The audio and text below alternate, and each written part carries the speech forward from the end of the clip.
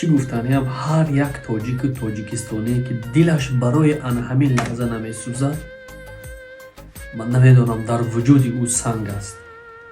هر یک تاجیک و تاجیکستانی که درد آن همین مادر رو درک نمیکند، او انسان نیست.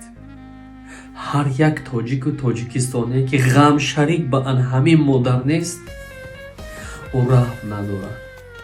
هر یک تاجیک و تاجیکستانی که همین حادثه رو دیده خاموش میستد، باور کنید دلیری و شجاعت مردی تاجیک رو ندارد یا زنی تاجیک رو ندارد.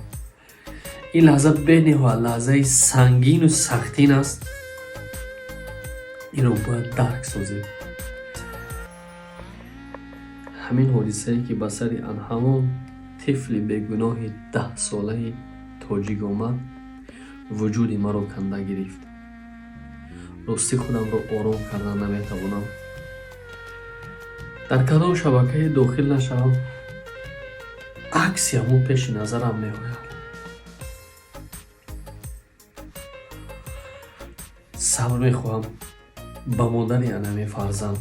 این من انمی اخی پدر با تیاری خاصه داخل مکتب شده است. یعنی